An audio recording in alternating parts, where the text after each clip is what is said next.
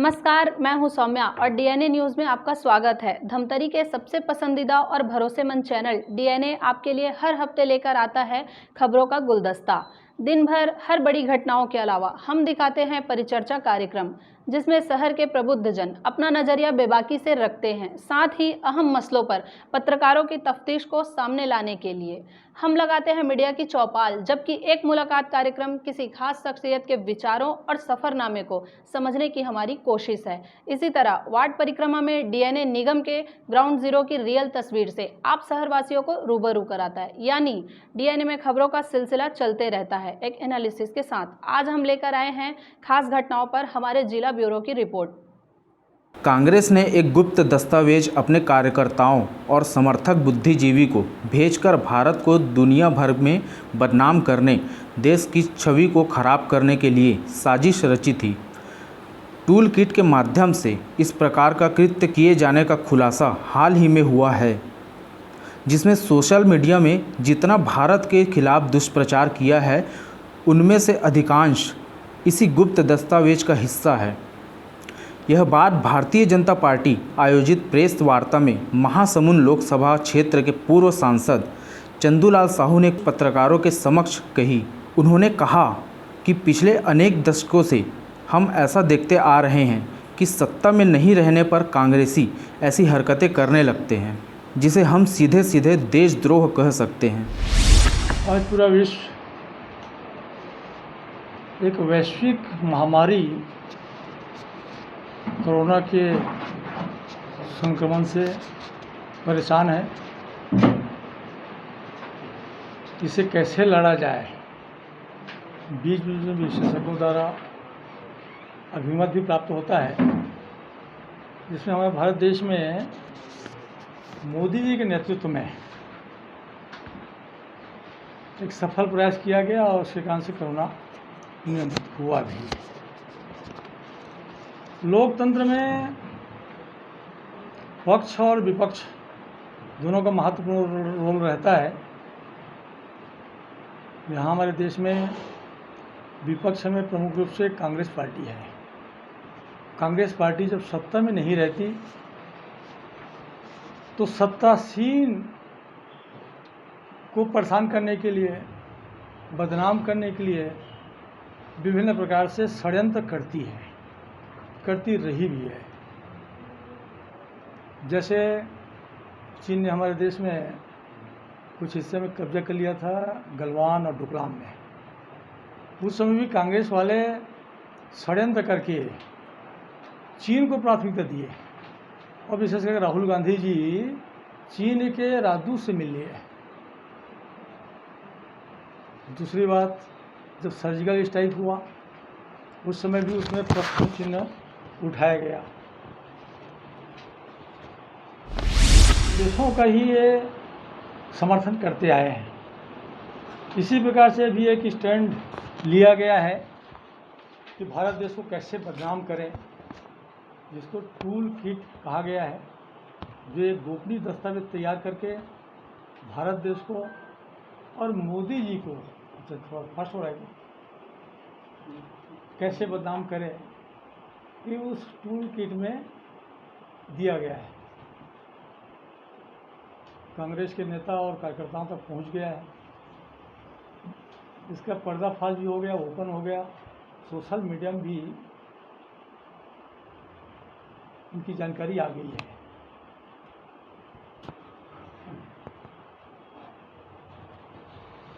इसके पहले कार्यकाल में एक कांग्रेस के बड़े नेता पाकिस्तान पहुंच गए थे और वहां के प्रधानमंत्री से बैठ करके मोदी जी को हराना है, इस प्रकार से षड्यंत्र भी रचे। अभी जो टूल किट वायरल हुआ है उसमें भारत देश को बदनाम करने के लिए कोरोना का नया जो म्यूटेंट आया है उसको इंडियन स्ट्रेन कहा गया और उसके वायरस को मोदी वायरस कहा जाए, ये टूल किट के माध्यम से कांग्रेस पार्टी की तरफ से अपने कार्यकर्ताओं और नेताओं को संदेश भेजा गया है।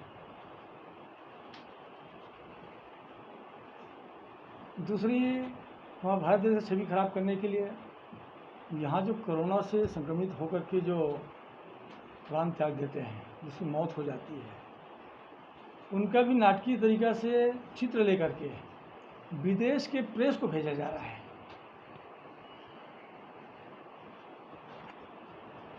ताकि वो दिवंगत या डेड बॉडी को मीडिया के माध्यम से उछाला जाए और भारत देश में अधिक मौत हो रही है ये कह के बदनाम किया जाए। अभी हमारे 4 कुंभ में महत्वपूर्ण कुंभ जो 12 साल में लगता है, हरिद्वार में हुआ। वो हरिद्वार में कुंभ हुआ, सब आस्था के कारण लोग वहाँ भीड़ भी इकट्ठा हुआ। कोशिश किया गया वहाँ की सरकार की तरफ से कि इसको नियंत्रित करें, लेकिन आस्था का सैलाब ऐसे आया कि निश्चित वहाँ भीड़ हो गई।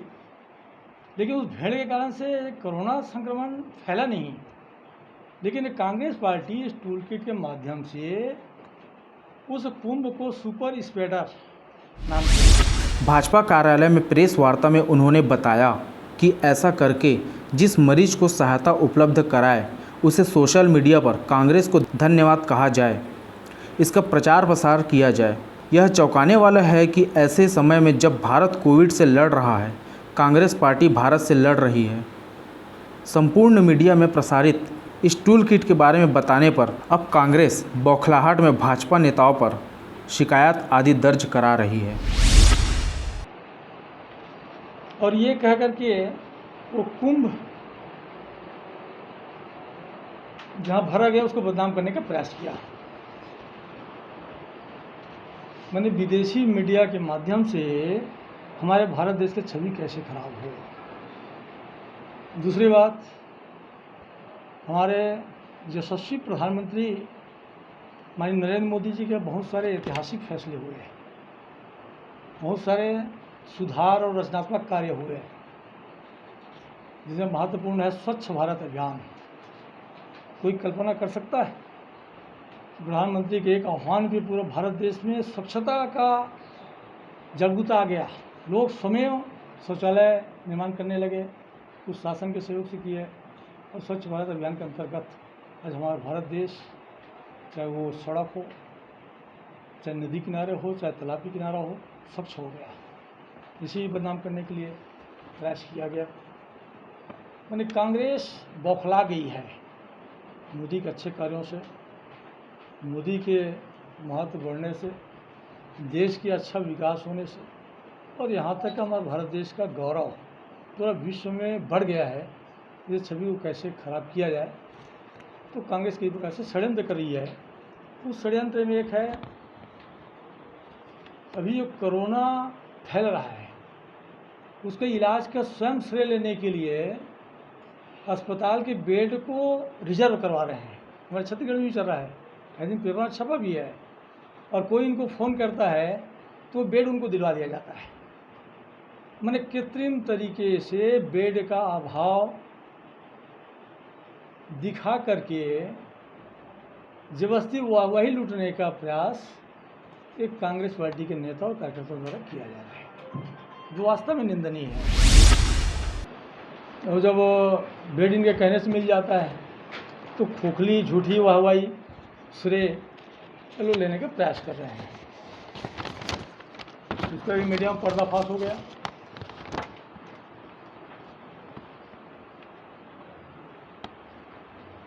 हर 25 साल में लोकसभा क्षेत्र का परिसीमन होता है। मैंने 2076 में जो हुआ था, 1976 में हुआ था, 2001 में परिसीमन होना था, टल गया।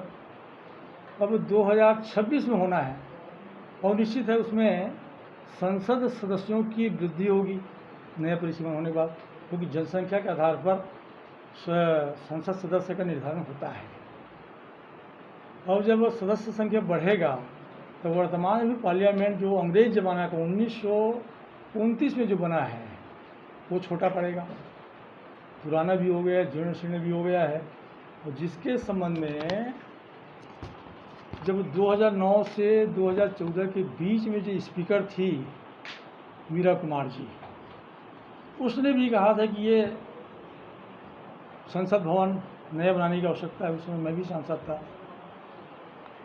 वो मोदी जी के कार्यकाल में पूरा होने जा रहा है, जिसको हम सेंट्रल विस्टा बोलते हैं। संसद भवन के नया निर्माण करने का जो शुभारंभ हुआ है, भूमि पूजन हुआ है, इसको ये प्रचारित कर रहे हैं कि ये मोदी महल है, जबकि ये संसद भवन हमारा भारत देश का आन बान और शान का प्रतीक है, हमारा गौरव है, जिसे बैठ करके हमारे देश को संचालित करने के लिए कानून का निर्माण किया जाता है, बजट एलोकेट किया जाता है, बजट सेंशन किया जाता है और देश विदेश के बारे में चर्चाएं की जाती है। उस भवन के निर्माण में लोग हाय तब रहे हैं। और यहाँ तक कि हमारे छत्तीसगढ़ की सरकार भी, जो यहाँ विधानसभा भवन और मुख्यमंत्री आवास बन रहा था, उसको रोक दिया गया। अब यहाँ के छुट भैया नेता लोग बोल रहे हैं यहाँ हमने बंद कर दिया, वहाँ बंद कर, सेंट्रल विस्टा मैंने संसद भवन अलग मामला है, आवश्यकता के हिसाब से उसका निर्माण भी किया जाना है। तो उसके बारे में प्रचारित कर रहे हैं कि मोदी महल बनाया जा रहा है, जबकि कोरोना काल में इसको बंद किया जाना चाहिए।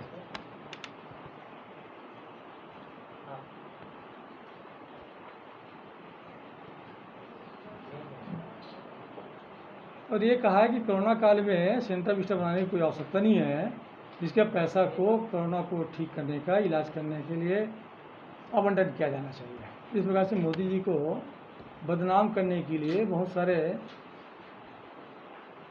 मीडिया में दिया जा रहा है। एक बात और देखने को मिला है,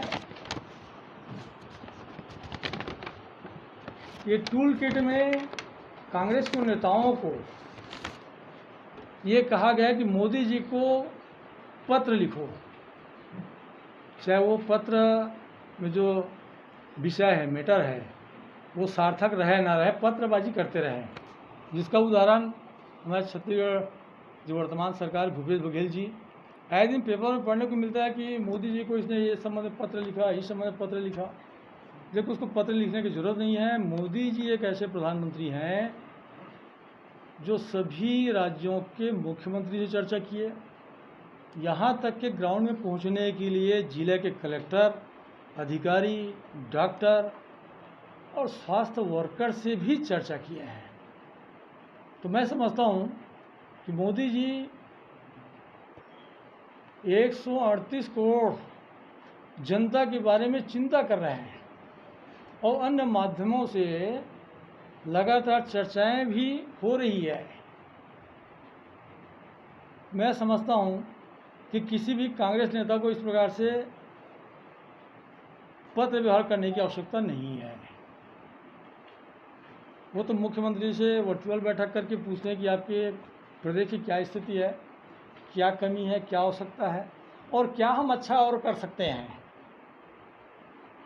ये सिर्फ मोदी जी को बदनाम करने के लिए, चाहे पंजाब के मुख्यमंत्री अमरिंदर सिंह जी हो, चाहे छत्तीसगढ़ के मुख्यमंत्री भूपेश बघेल हो, चाहे राजस्थान के मुख्यमंत्री अशोक सिंह गहलोत हो, ऐसे को पत्र व्यवहार करके बदनाम करने के प्रयास किया जा रहा है। लेकिन जनता जागरूक है, जनता समझ रही है कि मोदी जी सक्रियता के साथ कोरोना से लड़ने के लिए हर संभव प्रयास कर रहे हैं।